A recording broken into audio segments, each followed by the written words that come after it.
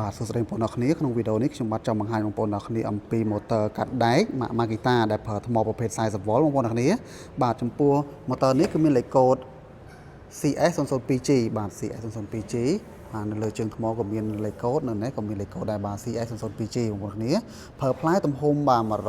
185 មីលីម៉ែត្រដែលជាប្រភេទផ្លែដែកថែបបងប្អូនគ្នាហើយតើតើជាមួយនឹងម៉ូទ័រនេះគឺកាត់ដែកគឺលឿនមែនតើបាទអត់សូវបែកផ្កាភ្លើងទេបាទហើយកាត់ហើយគឺមុខស្អាតបងប្អូនគ្នាមុខដែកនឹងស្អាតអត់មានស្ញាញទេបងប្អូនគ្នា